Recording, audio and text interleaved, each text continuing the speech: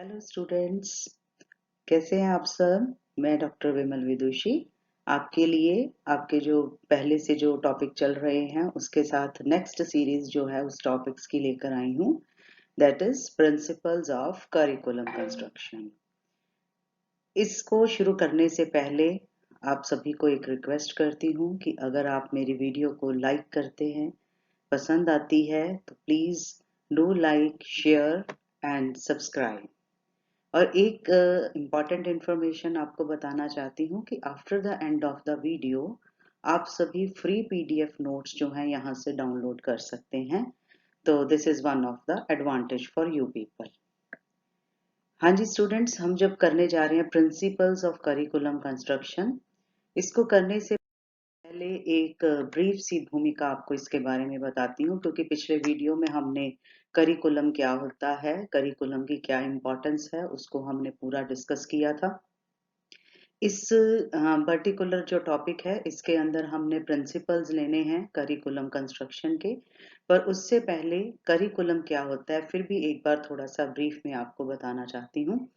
Curriculum जो है जैसे हमने पिछले वीडियो में भी किया था कि करिकुलर और को करिकुलर एस्पेक्ट्स जो होते हैं उनको हम इसके अंदर लेते हैं।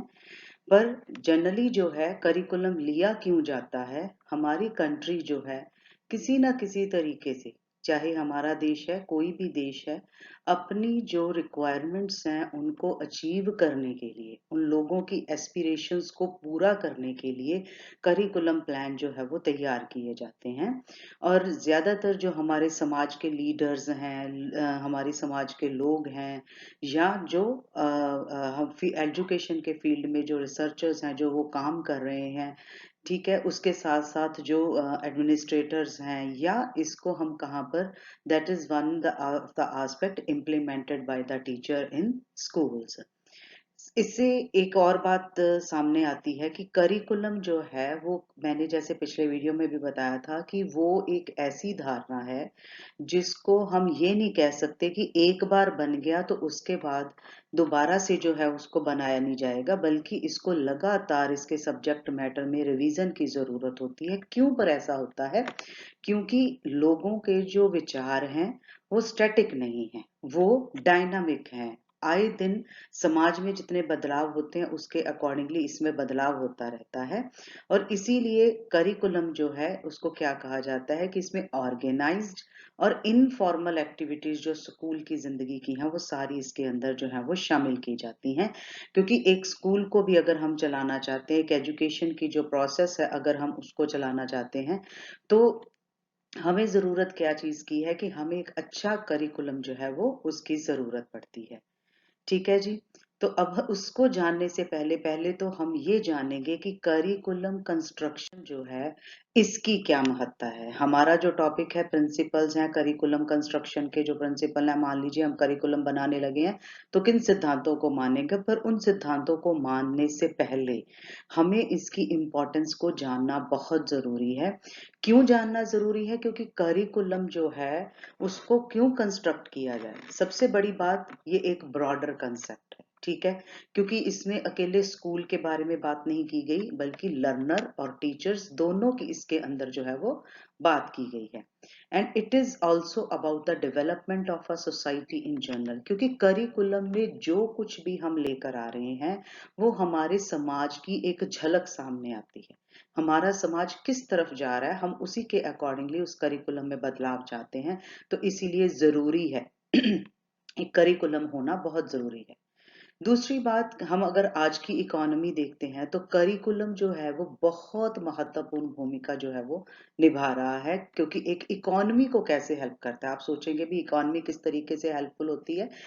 सबसे, क्योंकि जब हम करिकुलम को तैयार कर रहे हैं, सब्जेक्ट्स हम बना रहे हैं, तो हमें उन सब्जेक्ट्स के ऊपर फोकस करते हैं जो हमें जरूरत है हमारे समाज के लोगों को अवेयर करने के लिए। अब देखिए कैसे, कि जैसे हमारे जो प्लस टू के विषय थे या बीए के विषय थे तो उसके अंदर पहले एनवायरनमेंट के टॉपिक्स नहीं हुआ करते थे। अब आज के समय में ऐसा नहीं है, आज क्या है कि हमें एनवायरनमेंट का भी पेपर उसके साथ पास करना होता है।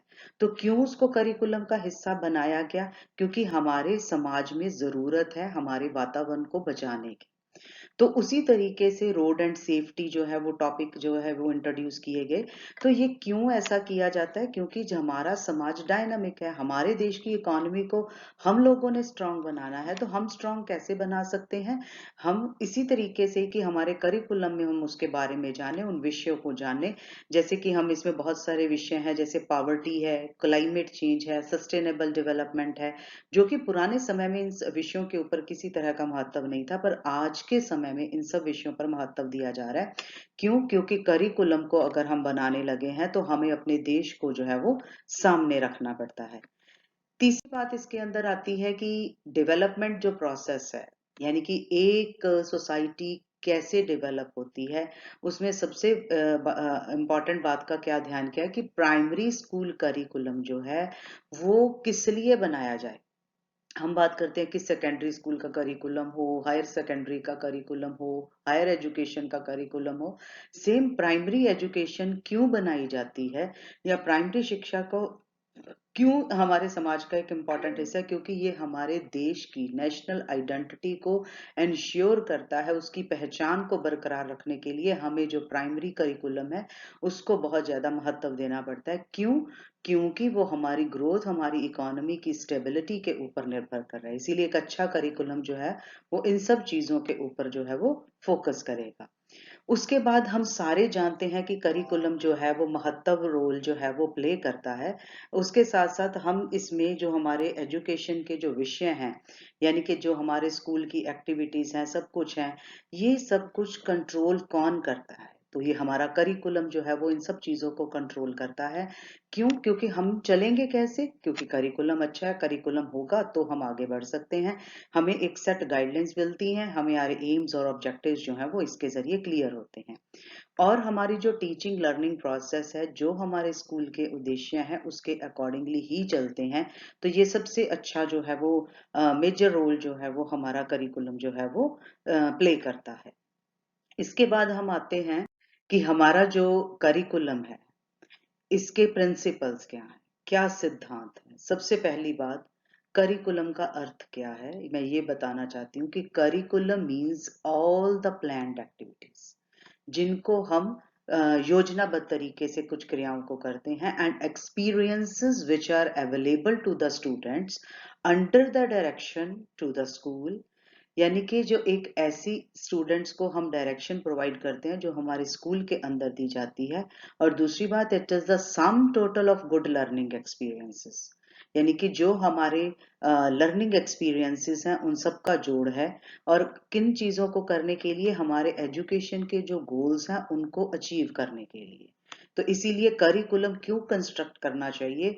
हमारी जो आज की जिंदगी की जरूरतें हैं, अगर हम उनको पूरा करना चाहते हैं तो हमें करिकुलम जो है वो बनाना पड़ेगा, और उसमें कुछ खास बातों को ध्यान में रखना पड़ेगा। ठीक है जी। तो सबसे पहले मैं आपको प्रिंसिपल्स जो करिकुलम कंस्ट्रक्शन के हैं उसके अंदर एक रेल्फ डब्ल्यू टाइलर जो है उन्होंने बहुत सारे मॉडल्स मतलब करिकुलम कंस्ट्रक्शन के ऊपर दिए, डेवलपमेंट के ऊपर काम किया। तो वो प्रिंसिपल्स कुछ खास इस तरीके से बताते हैं। उन्होंने सबसे पहली बार यानी कि 1949 जो है प्रिंसिपल्स जो है 4 बेसिक प्रिंसिपल्स बताए। और उन्होंने कहा कि ये एक देश में यानी कि must be answered in developing any curriculum plan. इनका सबका पहले 4 चीजों का आंसर देना बहुत जरूरी है कोई भी करिकुलम को प्लान करते हुए। तो करिकुलम में उन्होंने सबसे पहले कहा कि करिकुलम बनता कैसे है। एप्रोप्रिएट लर्निंग ऑब्जेक्टिव्स हों, देन यूजफुल लर्निंग एक्सपीरियंसेस हों, तीसरी बात organising experiences to maximise their effect, and then fourth number पर evaluating the process and revising the areas that were not effective. अब इसमें पहली चीज का क्या मतलब है कि अगर हम करिकुलम को बनाने लगे हैं तो पहली बात का क्या ध्यान रखेंगे कि हमारे educational purposes should the school seek to attain, क्या वो ऑब्जेक्टिव्स को अचीव करने के लिए बना रहा है, कौन से शिक्षा के उद्देश्य हैं उसके, what are the educational purposes, किन चीजों को वो अचीव करना चाहता है। दूसरी बात कि what educational experiences can be provided that will likely to attain these purposes, कि कौन से एजुकेशनल एक्सपीरियंसेस हैं जो उसको प्रोवाइड किए जाएं ताकि वो उद्देश्य पूरे किए जा सकें, मीनिंग कि यूजफुल लर्निंग एक्सपीरियंसेस के बारे में बताया जाए। तीसरी बात, how can these educational experiences be effectively organised. अब देखिए जो एजुकेशनल एक्सपीरियंसेस वो ले रहा है, हाउ टू ऑर्गेनाइज, उनका इफेक्ट को मैक्सिमाइज जो है वो किस तरीके से किया जाए। Then fourth one, how can we determine whether the purposes are being attend.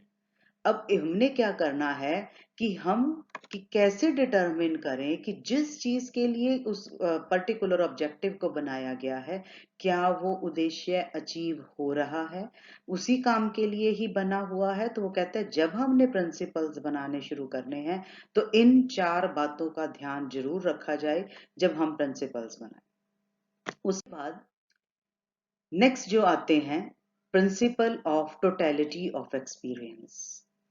Principal totality में क्या आता है कि एज अ होल सारी चीजें, यानी कि ये चीज को पर्टिकुलर ध्यान में जाए। जो आजकल की हमारी जो शिक्षा प्रणाली है, जैसे सिस्टम है हमारा, तो उसमें जो है अकेले एकेडमिक सब्जेक्ट, जैसे पुराने समय में मैंने उसमें ट्रेडिशनल कंसेप्ट में बताया था कि हम कौन से सब्जेक्ट्स एकेडमिक सब्जेक्ट पहले पढ़ते थे, मैथ्स पढ़ते थे, साइंस पढ़ते थे, सोशल स्टडीज पढ़ते थे, हिस्ट्री पढ़ते थे, ज्योग्राफी पढ़ते थे।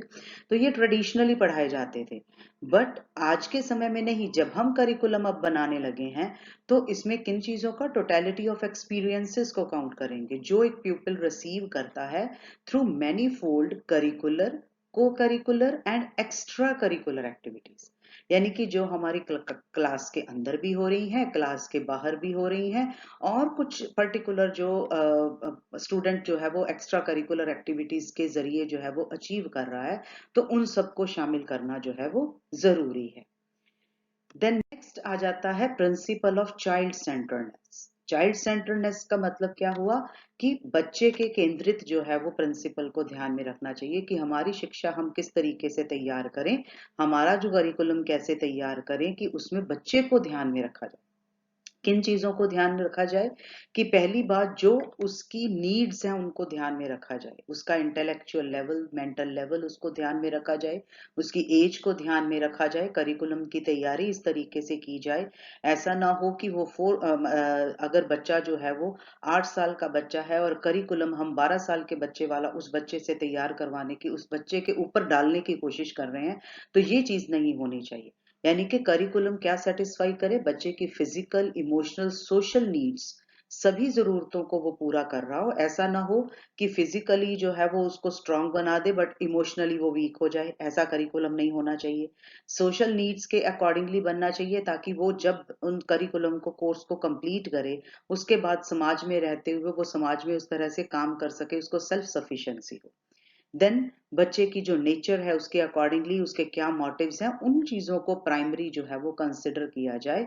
यानी कि क्योंकि बच्चे को केंद्रित करके जो है वो करिकुलर एक्टिविटीज तैयार की जाए। ऐसा ना हो करिकुलम में लिख दी जाए और उसके बाद उसके ऊपर काम ना कर पाए। ऐसे चीज नहीं होनी चाहिए, थ्योरेटिकल चीजें नहीं होनी चाहिए, बल्कि उसको प्री डिटर्मिन करिकुलम के अंदर उसको ज्यादा करीब से जो है वो लेकर आया जाए। नेक्स्ट है the principle of individual difference. अब देखिए अगर हम क्लास में जाते हैं तो सभी बच्चे एक जैसे तो होते नहीं हैं, तो इसलिए जरूरी क्या चीज आ जाती है कि करिकुलम जो है वो बच्चे की साइकोलॉजी के अकॉर्डिंगली, जो इंडिविजुअल डिफरेंसेस की साइकोलॉजी है, उन कॉम्प्लेक्सिटीज को ध्यान में रखा जाए। सारे बच्चे जो है एडवांस नहीं होते, इंटेलेक्चुअली स्ट्रांग नहीं होते, सारे स्लो लर्नर्स नहीं होते। इसीलिए क्लास में सभी बच्चों को ध्यान में रखते हुए ही करिकुलम तैयार होना चाहिए, ना ही बहुत ज्यादा टफ और ना ही बहुत ज्यादा जो है वो सिंपल बना दिया जाए। देन वो काफी इंपॉर्टेंट हम कह सकते हैं, this is the principle of conservation and creativity. Conservation क्या है कि इसमें हमने जो किसी चीज को जब हम संभाल के रखते हैं, और क्रिएटिविटी क्या है कि जो बच्चा नोवल चीज जो है वो रिप्रेजेंट कर दे, उसके अंदर की जो हिडन पोटेंशियलिटीज है वो बाहर आए। तो हम करिकुलम इस तरीके से तैयार करें कि जिसमें ऐसे सब्जेक्ट हों, ऐसे एक्सपीरियंसेस हों जिसमें बच्चा अपनी कल्चर को खुद ही, अपनी हेरिटेज को संभालने की कोशिश करे। ठीक है, उसमें फर्दर मॉडिफिकेशन हो सके, जैसे समाज बदल रहा है उसके अकॉर्डिंगली वो बदला जा सके। ठीक देन उसमें ऐसी एक्सरसाइजेज जो है वो इंक्लूड की जाएं जिससे बच्चा अपनी जो है क्रिएटिविटी को जो है वो डेवलप कर सके, अडेप्ट कर सके अपने पास्ट एक्सपीरियंसेस या जिसे हम कह सकते हैं कि उन चीज़ों को भी वो ध्यान में रख सके, क्रिएटिव एक्टिविटीज में इन्वॉल्व हो। उसके लिए एक तरह से आप ये मान के चलिए कि एक प्लेजेंट एटमॉस्फेयर जो है वो क्रिएट हो जाए, ताकि वो अपनी नीड्स जो है या क्रिएटिव थिंकिंग जो है उन चीज़ों को जो है वो डेवलप कर सके। तो इसीलिए ज़रूरी है कि बच्चे की क्रिएटिविटी जो है उसके ऊपर भी फोकस किया जाए।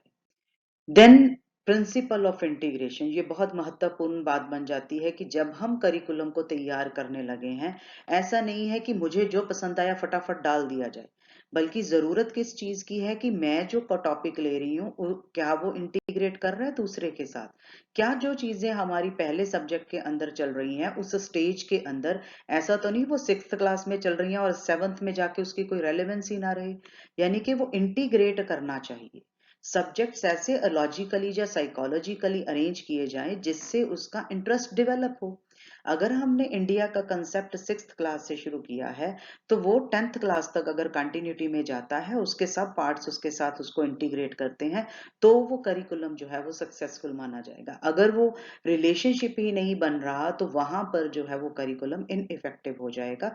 इसीलिए करिकुलम कैसा होना चाहिए, इंटीग्रेटेड होना चाहिए और यूनिफाइड स्टडीज हो जिनका डायरेक्ट हमारी जिंदगी के साथ जो है वो इफेक्ट पड़े। देन प्रिंसिपल ऑफ यूटिलिटी, उपयोगिता का सिद्धांत जो है वो बहुत जरूरी है।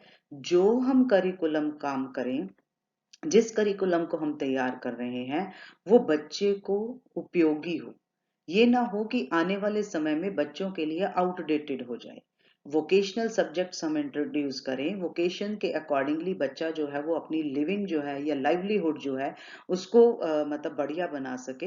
और करिकुलम जो है वो लिविंग करिकुलम की तरह, जो हमारी आज की रियलिटीज जैसे जैसे बदलती जा रही हैं, समाज में बदलाव आते जा रहे हैं, तो उसी अकॉर्डिंगली ही ये बदलाव होने चाहिए। क्योंकि हमारी डे टू डे प्रॉब्लम्स जो हैं उनको कैसे सॉल्व किया जा सकता है, थ्रू करिकुलम हम सॉल्व कर पाए। हमें ऐसी प्रैक्टिसेस हमारे करिकुलम में हो, ऐसी वर्कशीट्स करिकुलम के अंदर तैयार की जाए जिससे बच्चा उन चीजों को प्रैक्टिकली काम को कर सके, उसको यूटिलिटी हो, उसको आने वाले टाइम में जो है उसकी सोशल ग्रोथ में हेल्प करे। तो इसीलिए जरूरी हो जाता है कि उपयोगिता का सिद्धांत। उसके बाद आ जाता है प्रिंसिपल ऑफ एक्टिविटी सेंटर्डनेस। अब देखिए, अगर हम करिकुलम की बात कर रहे हैं, तो करिकुलम जो है वो किसके ऊपर एम्फोसिस करे, learning by doing. Learning by doing का मतलब कि वो काम करते करते सीखे। लैब वर्क के ऊपर भी फोकस होना चाहिए और उसको दूसरे एक्सपीरियंसेस भी होने चाहिए। अब देखिए, अगर हम बच्चे को नेचर में ले जाएंगे, तो नेचर भी उसके लिए एक तरह की लेबोरेटरी है जहां पर वो प्रैक्टिकली एक्सपीरियंसेस ले सकता है। रियल लाइफ एक्सपीरियंसेस को भी इम्पोर्टेंस दी जानी चाहिए, ताकि बच्चे के अंदर आप क्रिएटिविटी लेकर आ सके, कंस्ट्रक्टिविटी लेकर आ सके, प्रोजेक्ट एक्टिविटीज इंट्रोड्यूस करे, ताकि बच्चा एक्टिविटी में इन्वॉल्व हो। क्योंकि लर्न कैसे करेगा, अगर वो खुद काम करेगा तो। इसीलिए जरूरत है उसको उन जो उसके अंदर बिहेवियरल चेंजेस जो हैं उसके अंदर आएंगी जब वो खुद काम करेगा। तो अगर हम खुद काम करते हैं तो हम ज्यादा सीखते हैं। इसीलिए इस सिद्धांत को सामने रखते हुए ही हमें करिकुलम जो है वो तैयार करना चाहिए। देन प्रिंसिपल ऑफ वैरायटी, यानी कि अलग अलग, अगर मैं कहूँ कि करिकुलम जो है ऐसा ना हो इतना फिक्स हो जाए, रिजिड हो जाए और हम परेशान हो जाएं कि ये क्या हो गया, ऐसा क्या मतलब सिस्टम जो है वो बना दिया गया। तो क्या चीज होनी चाहिए, इट शुड बी फ्लेक्सिबल, लचक होनी चाहिए। स्टूडेंट्स की नीड्स के अकॉर्डिंगली वो बदलाव के अकॉर्डिंगली, समाज में जो चेंजेस आ रही हैं उसके अकॉर्डिंगली लर्नर को जो है वो नई चीजें जो है एक्सपीरियंस करने को मिले। ब्रॉड बेस्ड होना चाहिए, ये नहीं कि नैरो जो है वो उसका दायरा नहीं होना चाहिए। और स्टूडेंट्स जो हैं उनको फ्रीडम हो, अपने व्यूज एक्सप्रेस करें। यानी कि अगर मैं कहूँ उसको ऑटोनमी हो सब्जेक्ट्स हो कोर्सेज को सिलेक्ट करने के लिए। यानी कि अगर हम, जहाँ पर मैंने एक एग्जांपल भी आपके सामने बताई है कि the people in rural areas and urban areas and hilly areas, सभी की नीड्स डिफरेंट हैं। तो इन चीजों को ध्यान में रखते हुए ही करिकुलम जो है वो प्रिपेयर होना चाहिए। करिकुलम इस तरीके से जो है वो रिफ्लेक्ट करना चाहिए। ठीक है जी, अभी तक यहाँ तक समझ आया बच्चों? देन नेक्स्ट हम लेंगे प्रिंसिपल ऑफ कम्युनिटी सेंटर्डनेस बहुत महत्वपूर्ण है कि यानी कि अगर हम कहें कैसा सिद्धांत कि कम्युनिटी हमारे समाज को केंद्रित होना चाहिए हमारा करिकुलम कैसे यानी कि हमारे पर्पस जो है हमारी सोसाइटी के सॉल्व होने चाहिए सोसाइटी में रहते हुए हमारी जो पर्टिकुलर जिसे हम कह सकते हैं कि हम आवश्यकताओं को पूरा कर सकें आज का ज़माना बदलता जा रहा है टेक्नोलॉजिकल एज है और हम कहीं सेट पुराने ज़माने के हिसाब से चलें तो ऐसा पॉसिबल नहीं हो सकता तो इसीलिए करिकुलम जो है जैसे हमारी टर्मिनोलॉजी बदलती जा रही है ज़माना बदलता जा रहा है तो उसी अकॉर्डिंगली ही हमारे समाज में जो बदलाव आते जा रहे हैं हमारा करिकुलम भी साथ के साथ बदल जाना चाहिए यानी कि हम उसके अंदर किन चीज़ों का इंक्लूड कर सकते हैं जैसे इसमें बताया कि the students should be provided with the knowledge of all new terms so that once he or she leaves the school they should be able to face the society with ease ऐसा ना हो school छोड़ने लगो curriculum तो बदल ही गया था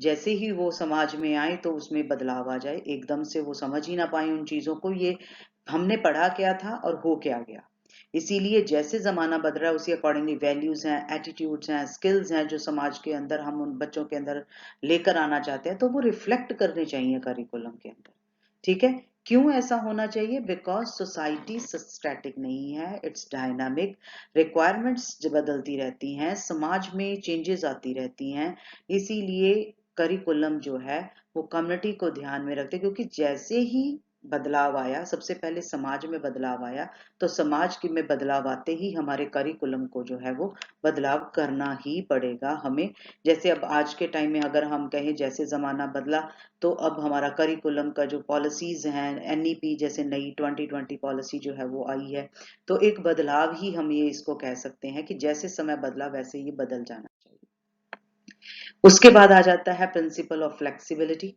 अब फ्लेक्सिबिलिटी जैसे हमने पहले वैरायटी में बात करी थी कि रिजिड नहीं होना चाहिए उसी तरह फ्लेक्सिबिलिटी लचक होनी चाहिए लचक का मतलब क्या है कि जब हमें जरूरत पड़े हम करिकुलम को बदल सकें डायनामिज्म होना चाहिए गतिशीलता होनी चाहिए कंटेंट को जब चाहें हम मॉडिफाई कर सकें अब देखा जाए अगर हम कहें कुछ फैक्ट्स तो हमारे सेम रहेंगे पर जैसे ही हमारा कंटेंट एक साल बीत जाता है तो समाज में कितने बदलाव आ जाते हैं हमारे फैक्ट्स और फिगर्स बहुत सारी चेंज हो जाती हैं तो उसी अकॉर्डिंगली इसको अप टू डेट करना भी जरूरी है तो टाइम टू टाइम जो है मॉडिफिकेशन कंटेंट के अंदर होनी चाहिए और करिकुलम में ऐसी एक्टिविटीज और एक्सपीरियंसेस हों जो कि उसकी नॉर्मल डेवलपमेंट के लिए ज़रूरी हो अगर हम कहें नेचुरली है गर्ल्स के लिए जो करिकुलम हम प्रिपेयर कर रहे हैं सेम बॉयज़ और गर्ल्स की नीड और एटीट्यूड्स डिफरेंट हैं उसी अकॉर्डिंगली उसमें फ्लेक्सिबिलिटी भी आनी चाहिए बदलाव जो है वो होना ज़रूरी है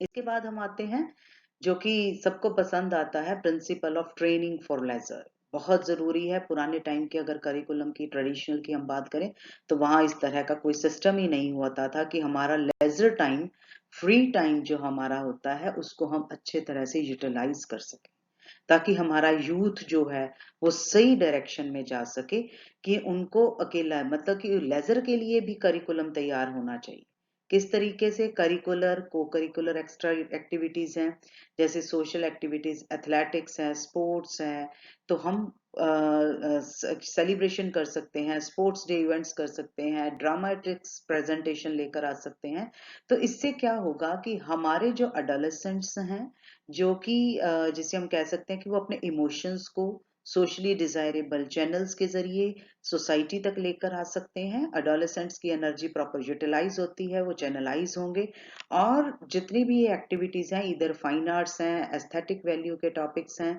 तो इस तरह के प्रोग्राम्स जो हैं उनको लेजर टाइम एक्टिविटी के अंदर इन्वॉल्व करके जो है वो हम उनको कंस्ट्रक्टिव वे की तरफ लेकर जा सकते हैं जैसे कि हम कहें कि आज के टाइम में यूथ हमारा कितना कई जगह पर हम देखते हैं गलत डायरेक्शन में जा रहा है अगर हम इस तरीके की एक्टिविटीज इन्वॉल्व करेंगे बच्चे को पैरेलल कंटिन्यू इन्वॉल्व करते रहेंगे इन एक्टिविटीज में तो वो गलत डायरेक्शन की तरफ नहीं आएगा बल्कि अपने लेजर टाइम को सही तरीके से यूटिलाइज करेगा और कई बार ऐसा होता है कि जो उसका लेजर टाइम है कई बार उसका वो पर्टिकुलर जो है वो पैशन बन के वोकेशन बन जाता है इसके बाद हम आते हैं प्रिंसिपल ऑफ कोरिलेशन अब देखिए कोरिलेशन जो है वो किस तरीके से कि कैसे कोरिलेट करना चाहिए एक सब्जेक्ट दूसरे सब्जेक्ट के साथ जैसे हम इंटीग्रेशन पढ़ते थे उसी तरह से हमने कोरिलेशन को भी पढ़ना है अब कोरिलेशन में क्या है कि हमने जो नॉलेज स्टूडेंट्स को दी है उसको हम यानी कि दूसरे सब्जेक्ट्स में किस तरीके से इस्तेमाल होगी वो भी चीज को हमने कोरिलेट करना है। अगर हमने उनको सिखाया है कि सोशल स्टडीज में अगर हम किसी कंसेप्ट को, बैंकिंग के कंसेप्ट को पढ़ा रहे हैं, तो वो इकोनॉमिक्स में भी किस तरीके से हेल्पफुल है। वो तो पता ही है कि इकोनॉमिक्स में बैंकिंग हिस्सा आता है, बट साथ के साथ सोशल स्टडीज में अगर हम बैंकिंग को किस तरीके से समझा रहे हैं, तो ये चीजें आपस में रिलेट होनी चाहिए। यानी कि एक तरह से it should combine, correlate between theory and practice of knowledge. जो हमारी थ्योरी है वही हमारा प्रैक्टिस में भी आना चाहिए, दोनों के आपस में कॉम्बिनेशन बनने चाहिए। ठीक है, और सब्जेक्ट जो है वो उनके एक्सपीरियंसेस है, वेरियस ऑब्जेक्ट एक्टिविटीज के अंदर जो है वो झलकने चाहिए। बहुत सारी ऐसी एक्टिविटीज हैं, या अगर हम ये कह सकते हैं कि सब्जेक्ट्स हैं जो इस तरीके से हमारे एजुकेशन के एम्स को जो है वो अचीव करने में हेल्प करते हैं। तो इसीलिए सारे जो हम करिकुलम को तैयार करते हुए सब्जेक्ट्स जो हैं वो आपस में इंटीग्रेट करने चाहिए, कोरिलेट करने चाहिए, ताकि हम बच्चे की फुल डेवलपमेंट जो है वो कर सकें। अगर आपस में दो सब्जेक्ट कोरिलेट नहीं होंगे तो वो सक्सेसफुल नहीं हो सकता काम। यानी कि हमारा करिकुलम अगर एक जगह पढ़ लिया दूसरी जगह यूटिलाइज ही नहीं हो सकता, तो फिर उस चीज को मतलब अगर हम कहें कि बेनिफिशियल जो है वो एजुकेशनल पॉइंट ऑफ व्यू से नहीं रहता। Then principle of character formation, ये बहुत जरूरी है हमारे यूथ को सही डायरेक्शन, सही चैनलाइज करने के लिए, उसकी पर्सनालिटी को डेवलप करने के लिए हमें करेक्टर फॉर्मेशन के सिद्धांत को ध्यान में रखना पड़ेगा। कैसे हम उसके जो डिजायरेबल ट्रेड्स हैं, क्वालिटीज हैं उस पर्टिकुलर एज के अंदर, तो हम कैसे उसके रूटीन के अंदर उसको रूल्स के जरिए, रेगुलेशंस के जरिए लेकर आ सकते हैं। ये जो अफेक्टिव एजुकेशन होगी वो एक करिकुलम का हिस्सा बनेगी, जिससे उसकी करेक्टर की जो है वो ट्रेनिंग हो सके, जो कि हमारे एक अच्छे समाज के लिए, हमारे समाज की बहुत महत्वपूर्ण जरूरत है कि बच्चे का करेक्टर अच्छा होना चाहिए। तो उसकी पहचान जो है वो हमारा करिकुलम जो है वो प्रोवाइड करेगा। देन आ जाता है जो कि बहुत ही महत्वपूर्ण प्रिंसिपल है, प्रिंसिपल ऑफ सोशल फुलफिलमेंट भी कह सकते हैं, principle of preparation for life भी कह सकते हैं। कैसे हमारे ये प्रिंसिपल्स जो हैं या किस तरीके से जो हमारे समाज का फुलफिलमेंट की बात करते हैं, समाज की जरूरतों को कैसे पूरा करना चाहिए। जब बच्चे ने पढ़ा, करिकुलम को तैयार किया, तो ऐसा करिकुलम वो तैयार होने के बाद इस तरीके से समाज में बाहर आए ताकि उसको इमीडिएटली जो है उसका सही जगह पर प्लेसमेंट हो, सही वोकेशन को वो चूज करके सही डायरेक्शन में उसको जॉब जो है वो मिले। तो इसीलिए जरूरी क्या है कि जो करिकुलम हम पढ़ा रहे हैं उसकी मिनिमल नीड्स, जैसे फूड, शेल्टर, क्लोथिंग, इन चीजों को एटलीस्ट, रिक्रिएशन को या हेल्थ और एजुकेशन जो है इन सब चीजों का वो खर्च उठा सके। तो हमारा करिकुलम जो है वो कैसा होना चाहिए, जो हमारे को हमारी जिंदगी के लिए तैयार करे। हमारी सोशल लाइफ से हम लोग जुड़े हुए हैं, ये थोड़ी ना किताबों में हमने पढ़ लिया और बाहर जब हम जा रहे हैं, प्रैक्टिकली जब हम काम कर रहे हैं तो वहां पर हम काम ही ना कर पाए, ऐसा करिकुलम तो बिल्कुल कोई भी डिजायर नहीं करेगा। तो इसीलिए करिकुलम के इन एस्पेक्ट्स को जो हमारे समाज की जिंदगी को तैयार कर रहे हैं उसके लिए ट्रेनिंग बहुत जरूरी है, अच्छे नागरिक बनने की ट्रेनिंग जो है वो बहुत जरूरी है, अच्छी वैल्यूज डेवलप करने की जरूरत है। और दूसरी बात, ऐसा एनवायरनमेंट कि जो हमारी, जैसे अभी मैंने बात करी कि बेसिक नीड्स को पूरा कर सके, हमारी हेल्थ को ठीक रख सके, हमारे जिंदगी को जीने के लिए एक सही रास्ता दिखाए, ऐसा करिकुलम जो है वो हम तैयार करें, ताकि बच्चा जो है वो आने वाले समय में मुश्किलों में ना आ जाए। उसके बाद आ जाता है जो कि सबसे महत्वपूर्ण, कि जो हमारा प्रिंसिपल ऑफ फॉरवर्ड लुकिंग है। फॉरवर्ड लुकिंग का मतलब, आज हमने काम कर लिया, ये नहीं कि आगे आने वाले समय में वो काम ही ना आ पाए। हमें आगे की तरफ दूरदर्शी जो है वो हमारा करिकुलम होना चाहिए, जिससे कि एजुकेशन जो है हमारी क्या बनाए, बच्चे को जिंदगी में सक्सेसफुल बनाए, उसकी अर्जेंट नीड्स को जो है, यानी कि उसको फुलफिल जो है वो करना जरूरी है, उसकी फ्यूचर लाइफ सिक्योर हो, फ्यूचर के लिए उसको तैयारी मिल सके, ताकि उसको करिकुलम में क्या चीजें शामिल करें, नॉलेज को, स्किल्स को, एक्सपीरियंसेस को, इन सब चीजों को शामिल किया जाए, ताकि वो अपनी एबिलिटीज को, अपने आप को सोसाइटी में लेटर लाइफ में अच्छे से एडजस्ट कर सके। ये नहीं कि जो मैंने आज पढ़ा, मेरे स्कूल की जिंदगी में तो बहुत मैं कामयाब हो गया, पर जैसे ही समाज के दायरे में आया तो उस टाइम पर मेरा जो काम जो है या मेरा फ्यूचर के लिए मुझे प्रिपेयर नहीं कर रहा, ऐसा कोर्स ना इंट्रोड्यूस हो या इस तरीके की चीजें जो है वो ना आए। फ्यूचर रिस्पॉन्सिबिलिटी बच्चा ले सके, हमारा करिकुलम जो है वो इस तरीके से प्रिपेयर हो। अगर मैं कहूँ कि इन फ्रेमिंग द करिकुलम हमें इन सब चीज़ों को, फ्यूचर नीड्स बच्चे की जो है उसको ध्यान में रखना जो है वो बहुत ज़रूरी है। इवन बच्चे की फ्यूचर की नीड्स को एज वेल एज हमारे समाज की नीड्स को जो है वो फुलफिल होनी जो है वो बहुत ज़रूरी है। तो इसके साथ ही मैं अगर कहूँ कि हमारे बहुत सारे मैंने प्रिंसिपल्स जो हैं वो अभी आपको डिस्कस किए। टोटल हमारी पूरी वीडियो के अंदर मैंने आपसे डिस्कस किया स्टार्टिंग में करिकुलम का जस्ट एक ब्रीफ इंट्रोडक्शन दिया, इम्पोर्टेंस बताई आपको करिकुलम के बारे में कि करिकुलम कंस्ट्रक्शन की ज़रूरत क्यों है, और देन मैंने बताया रेल्फ टाइलर ने किस तरीके से प्रिंसिपल्स बताए, 4 प्रिंसिपल्स, एंड आफ्टर दैट हमने जनरल प्रिंसिपल्स जो है वो करिकुलम कंस्ट्रक्शन के किए। और इन सब चीज़ों को करने से हमारा ये topic principles of curriculum construction जो है वो कंप्लीट होता है। Thank you very much students. अगर आपको जो मेरा वीडियो है अगर अच्छा लगे तो please share, like and subscribe my channel and you will get the free PDF notes. Thank you very much, students.